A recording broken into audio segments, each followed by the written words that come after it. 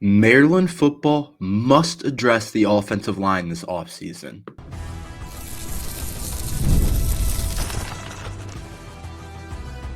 You are Locked On Terps, your daily podcast on the Maryland Terps, part of the Locked On Podcast Network, your team every day.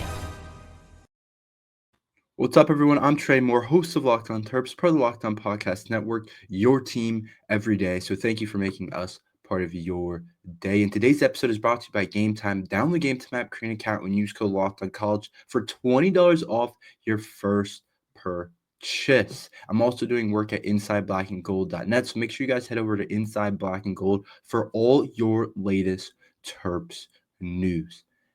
Maryland football must address the offensive line this offseason. There's no other choice but to fix this offensive line this offseason. And if you don't, I promise you next season will look similar and maybe even worse than this season did for Maryland. I think the biggest problem this year was the offensive line. It was the biggest problem on this football team. And when you're a football team that only wins one Big Ten game, you have a lot of problems, and you probably have a lot of big problems. And we absolutely did. You could look at the offensive line. You could look at the quarterback play for a lot of the year. You could look at the running game. You could look at the Terps offensive line, like we just said. You could look at the corner room. You could look at the defensive line. Basically, any position group you could look at as a problem this year almost. But by far, our biggest problem, and let me tell you, this is saying something with how this season went, with the amount of stuff Maryland football struggled with. By far, the biggest problem is the Terps offensive line. And it has to be fixed, or else we're not going to be good. We're not going to be successful in the Big Ten. Aren't going to change. Things aren't going to get better for Maryland. We've had bad offensive lines in the past, but we haven't had, I don't know when the last time we've had a unit that was bad as a unit that we had this year. And when you don't have a competent, decent offensive line that can compete at least a mediocre level in the Big Ten, then you're not going to win games. And I think Mike Locksley learned that the hard way this season, that you can't just go into the portal and get 4 offensive linemen and expect it all to work out. That doesn't work. It works for some positions. It works at some spots. But the offensive line is one where I talked about it on a podcast a couple days ago. I said, in the portal, there's usually there's a couple of really high level ones. But those guys are probably not going to Maryland. Those guys are going to your big schools because those guys are going to throw a lot of money at them because it's a position group that everybody wants. And then after that, it's a big drop off. Like, you have some really high level ones, and then it's a big drop off to guys that might be decent, might be okay. You don't really know exactly. Maybe they've shown some talent. Maybe they've done some good things at a lower level, but they definitely have a lot of question marks. And there's a lot of those types of guys. And I feel like more of them end up being rather than good players. And I think Maryland football kind of saw that this year, that when you bring in 3-4 guys to start on the offensive line, it's probably not going to work. It's really hard to find really good players across the offensive line in the portal. It just is. I like to say this, the receiver position, the running back position, it's kind of a surplus. There's a lot of really good players at those positions, but the big guys up front, there's not 100 of those guys. There's not a bunch of those. They don't come in bunches. Like, there's very few really high level ones that actually are going to allow your football team to play at a high level. And Maryland's learning that the hard way. And I think Mike Locksley is learning that the hard way, that you have to be able to develop some guys, and you have to be able to let your guys grow and recruit those guys and get those guys in the recruiting class, which I think we did a good job of with the 24 class and the 25 class. But I do think we have to do a much better job developing guys, being able to keep guys. If you lose all the guys you recruit, then what does it matter that you recruited a high-level offensive line? But I think that we just have to get better at recruiting it. We got to get more high-level ones. And when we do duck into the portal, we have to find ones that actually work. Because this year we saw guys, we saw a line that just didn't work, and it didn't allow us to play offense the way that we wanted to, or let us play offense really at all. Our offense was bad for a lot of the year. We just couldn't do anything, even against teams that I just thought weren't even that good, to be completely honest, against Big Ten teams that we should absolutely be fighting to beat. I mean, you could look at the Penn State game. You kind of like the Penn State game's one thing. Like that's a defensive line, that's a defensive line group that's going to probably dominate you. It's just what it is. They just have too many talented guys up front. They have that Abdul Carter kid who's probably going to be a top 10 draft pick, one of the best edges on the board. Like that's one thing. But if you want to be able to say that you can stay on the field with a team like Penn State, I'm telling you now, you can't allow MJ Morris to get sacked 6 times. It just can't happen. You can't have pressure on MJ Morris every single play, or whoever plays quarterback that game. You can't allow them to just dominate you. And I would probably grade it an F. I think the Maryland offensive line was probably an F during the Penn State game. Similar thing against Iowa. I was able to create a lot of pressure. Our quarterback play, we couldn't get comfortable. We couldn't get things going. It just didn't work out the way we wanted it to, because why? We couldn't do a couple things this year. We couldn't pass protect and we couldn't run block. And those don't go well together. When you have a decent offensive line, like an okay one, which I'm kind of looking for us to have maybe next year, you can do one of the two at a hopefully a decently high level. Like you can either run block or you can either pass block at a decent level. You might not be a good run blocking team, but you're a good pass blocking team, so it gives your team a chance. Or vice versa. Maybe you can't pass block, but you're able to create running lanes and you're able to get running and you're able to get in good downs and distances. But Maryland couldn't do any of it. And that puts so much pressure on your quarterback, and it's just not fair. And I had a hard time evaluating Billy and MJ when they're in there this year, because it's like, I don't think they're awesome quarterbacks. I'll tell you that first. I don't think they're great. I don't think they're amazing. I don't think they're as good as Talia was. I don't. But I think they are better than what they showed for some of the year, especially in the back end, because we couldn't protect them from anything. And I think it's just unfair to look at them and be like, yeah, they were completely the problem when we couldn't get a run game going. We couldn't pass protect for them. They didn't get any time, and that limits what you can do offensively, and it's a lot easier to play. I'm telling you, a defense that can get to the quarterback without blitzing, and they're just rushing 4, and they still get a ton of pressure. That's really hard for a quarterback in a Maryland offense to beat. And I'm telling you, we had really talented guys on the outside this year, and if we could have given Billy Edwards more time, he could have even done more with it, with Ty and Caden Prather. Ty Felton had an amazing year. Bolitnikoff semifinalist and all those different things. I'm going to talk about him later and him declaring for the NFL draft. But he could have done even more special things if we had more time, if we had a more balanced attack. And as well as the Maryland running backs. I thought we had some talent. I thought we had some explosiveness back there, but clearly not.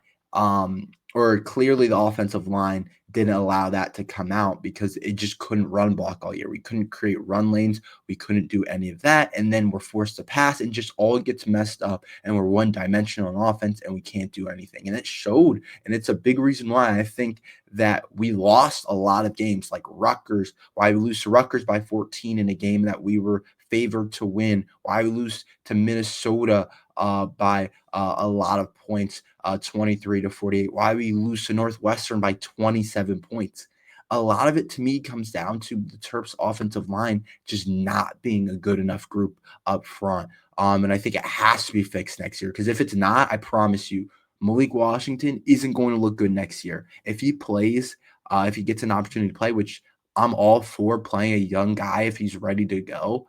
But if that offensive line isn't good, he's not going to play at a high level, and people are going to start questioning his talent, which isn't fair to him because he's a really good football player. And so when I look at the position, our quarterback position for the next couple of years with Malik Washington, well, he's everything. Like, he's what's going to decide kind of how this Mike Locksley era continues to go. Are people going to be shouting he needs to be fired, or people are going to be saying he's doing a good job with his program? A lot of it's going to depend on Locksley and how he can address this offensive line, because if he can't, our offense isn't going to be able to do good.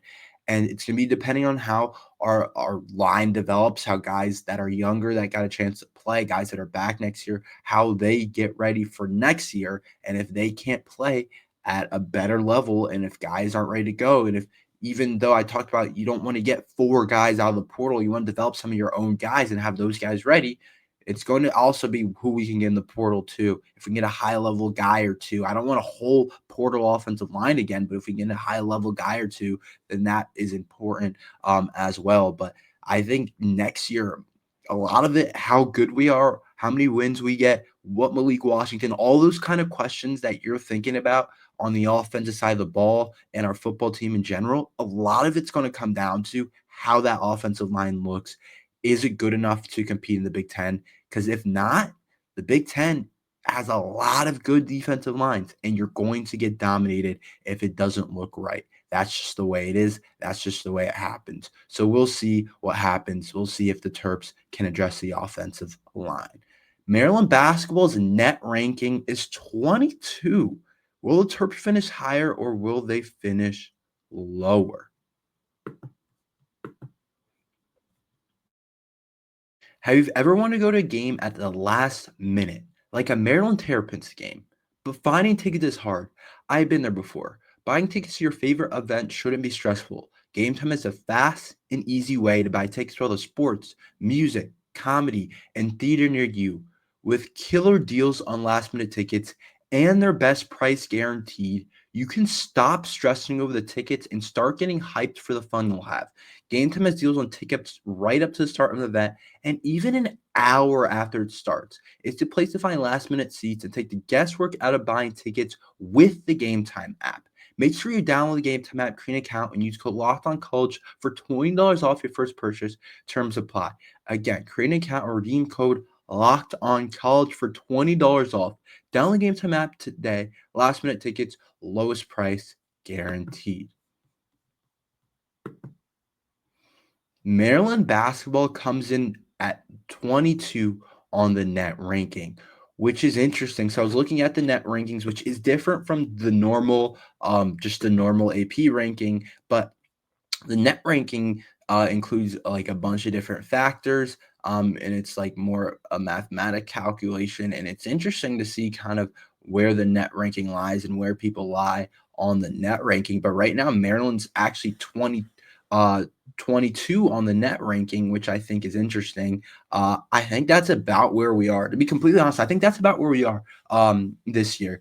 And I know that a lot of people are going to look at us and say, you haven't really played anybody. You haven't really beat anybody that good, which is true. We're 4-0 or 6-0 against quad 4 opponents. And if you guys know quad 1 versus quad 2 versus quad 3 versus quad 4, that's kind of what everyone bases everything off of when it comes to March Madness. And like Marquette was a quad 1 team. Villanova was a quad 2 team, and the rest of the teams we played were all quad 4s. And now we get an Ohio State team that I don't know if they're quad 1. I think they would be quad 1, but I'm not completely sure. And so we get an Ohio State team on Wednesday that's a quad 1 or quad 2 team, which is going to be an important to win. But basically, I think that this is about where we are as a team. I don't see very much weakness anymore on this Maryland basketball team. And I think that we deserve to be, I know we're not in the actual poll ranked 22, but in the net ranking, I think it makes sense. And the net ranking often has a lot of value when you look at it and how they kind of break it down. But I see a Maryland team that deserves to be in the top 22, in the top 25. I think we're that type of team. I think we're that type of program. I think we have that type of talent when you look up and down our roster. And I think we're going to prove that the entire year. I think we have more than enough this year to make a run in the Big Ten, make a run in March Madness, and do everything that we want to do when we look at it. When you look at what makes up successful basketball teams, I think we have it. Good guard play. We have a couple talented guards that have surprised, I think, a lot of people. I think Gillespie's a really good player in the Big Ten, and he's going to have a chance to have a huge season. And I think he can do everything, and he's going to control our offense. And He's also a really quick player, has a little bit of that Cowan, Melo Trimble kind of in him. Maybe not, he's not quite there yet, but it'll be, he's a really high level type of guy. And then Rodney Rice has been a huge surprise. I think he's the biggest reason that I project this team to be better than maybe even what I initially thought. I think it's because he has he's a really high ceiling as a scorer in the Big Ten, and he's the type of guy that we absolutely needed to shoot the ball at a really. He's a really high level shooter. He also can get to his spots in the mid range game, and he's just a good basketball player and knows what he's doing on the offense side of the ball to get his shots. And I think that he's really good. And then we have the best front court duo, I think, in the Big Ten, in the country. Like, I think Reese and Derek Queen, I don't know a front court that gets much better than that. Kansas has a pretty good one with Dickinson. And there's some other teams that have good front courts as well. But I think we're up there for best ones. And I think we have a bench too, with Deshaun coming off the bench now. I think Gapari, with how he's playing, I think the 22 net ranking to me makes sense. I know we're not in the top 25 yet, and I think people undervalued us going into the year, but I see a Maryland team that I don't know why we're not a top 25 team. Maybe we don't shoot the ball as well as we'd like, but even so, I think we have shooters. Like, everyone in all three guards / wings in our starting lineup can shoot the ball at a pretty good level. Like, I think Gillespie and Rodney Rice as good shooters, same as Felton Miguel. I don't know if the percentage maybe shows that. I think Queen and Reese are really talented down low. Like, I think we have everything we need to be a top 25 team this year. And I think a 22 net ranking makes a lot of sense for us and how we've looked so far this year. Even the Marquette game, which was a quad one win, I saw a game where arguably we were more talented than a Marquette team. And when you look at it, we also play Purdue on Sunday. They're ranked 21st on the net. There's definitely Big Ten teams on here that are ranked. I do think it's a little bit of a down year in the Big Ten in terms of the net rankings. It's interesting. They have Illinois at 10. They have Ohio State at 12. They have Oregon at 15, UCLA at 16, Wisconsin at 17. Like, there's plenty. Purdue at 21, like I said, there's plenty of opportunities to get to play teams that are going to be ranked, teams that are going to be high, that give us quad one wins this year in the Big Ten. And I'm just hoping that the schedule, our out-of-conference schedule, was hard enough for us to be able to be ready to play some of these teams that are going to be really good when we get down to the games. So I'm interested to see it for Maryland basketball, but I think that our 22 net ranking makes sense when you really factor in everything, how we've absolutely dominated. It's not like the quad 3 opponents we've not played our highest level of ball and walked away with a 10-point win. Like, no, we're winning by 30 points every single game. But the real test is Ohio State tomorrow, and I'm going to talk about that a ton tomorrow. So make sure you guys subscribe and everything if you want to hear about that and Maryland basketball preview for tomorrow's game and my thought and my predictions. Ty Felton declared for the NFL draft. What do I think? Where do I think he can go? How high can he go? I'll tell you about that. Get ready to tackle the NFL action with FanDuel, America's #1 sportsbook. Because right now, new customers can bet $5 and get $150 in bonus bets if you win. The FanDuel Sports app gives you everything you need to place your live bets, all in the NFL, all in one place. So when you get the hunch in the middle of the game, you can check out the latest stats, view live play-by-plays, and so much more on the same page where you place your bets. Just visit FanDuel.com to join today. You'll get started with $150 in bonus bets if you win your first $5 bet. There's so many different things to bet on right now. You can bet on college basketball. That's a big thing. If you want to bet on Maryland basketball versus Ohio State, if you want to take Maryland to win, you can do that tomorrow at home. You can also do a ton of college football. There's conference championships this weekend. SEC championship, big game, Texas, Georgia, very interesting game. If you want to do that, you can bet on that on FanDuel. The NFL, of course, NFL Sunday, Thursday Night Football. There's so many different things.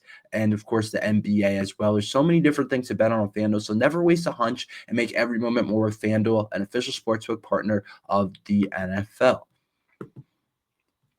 So Ty Felton has officially declared for the NFL, and I think it's absolutely the right move. Someone was like, I'm in a Maryland Terrapins like group chat thing, and it was like Ty Felton could come back and use his graduate year, and I was like, there's no shot that happens. He has to go now.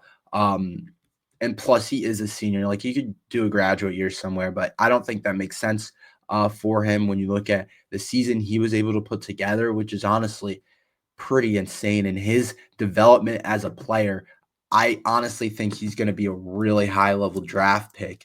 And he had an awesome season. He had a historic season for Maryland football. I haven't seen many guys that played at a higher level this year, and there's a reason he was a Biletnikoff type of winner. But what he does was really special, and I think he has every opportunity to be a really high level top pick, I would say, at the latest 4th or 5th round, but he's definitely going to go. I think having 96 receptions this year, 96 receptions, that's big time. With 1,124 yards and 9 touchdowns, that's a special type of year against Big Ten teams. You're not in some hocus pocus conference. You're going against Big Ten DBs. You're going against some NFL guys. And the thing is, everybody knew that our game plans going into the game was going to be get the ball to Ty Felton, and a lot of people still couldn't really stop him. Which was pretty special. And I think when we looked at him as a player, I think his development throughout the years has been really cool. From going 2021, 5 receptions, 51 yards, 23 receptions, 309 yards, 2023, 48 receptions, 723 yards, and then this year, 96 receptions, 1,124 yards. I think that bodes well with the NFL. I think they like guys that have developed every single year and have gotten better every single year, and I think he's a guy that still has a high ceiling to grow at.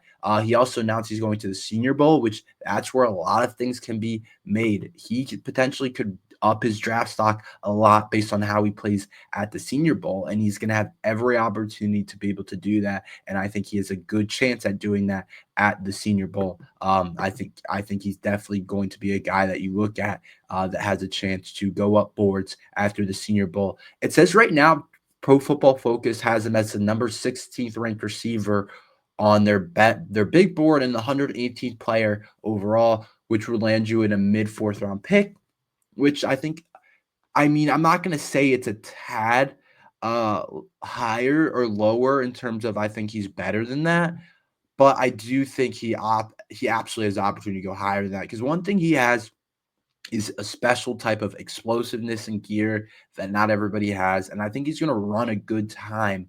I'm guessing he'll get invited to the combine and all that stuff, and I think he'll run a good time at the combine. Like, I think he'll run in the I think he's a 4.4 guy for sure, like maybe mid to low 4.4 guys. If I had to guess, like Ty Felton's pretty fast. So I think that could help him too, is a good time. And I think he's a guy that could improve his draft stock based on that. And I think a lot of people have to look at his quarterback play this year and Maryland's offensive line and say, this guy could have went for 1,500 yards if he had good quarterback play, if he had consistent play from the quarterback position. I think a lot of people got to look at him and say that. So I think he has every opportunity to do something special at the next level. I honestly think if he slides to the 4th round, I think a team is going to be really excited to pick him up. But he's absolutely put himself on the map to be the next good Maryland receiver, and there's plenty of NFL already. Whether it's Diggs, DJ Moore, or Keem Jarrett getting some run, there's plenty of good Maryland receivers in the NFL. So I want to see if Ty Felton could be the next one, and I absolutely think he can. I think the highest he could probably go is like early 3rd round. I'm not an expert on the rest of the receiver group this year. I know we've had some talented receiver groups. I'm not an expert on this one. I know there's some good players at the top for sure, but I do think it's not as good as maybe it's been in the past. So I do think that he can slide at a pretty high level in terms of the NFL draft. But that's all we have for today. Thank you for listening. Make sure you like and subscribe. We're here every day talking Maryland football and basketball. So thank you for listening to Locked on Terps.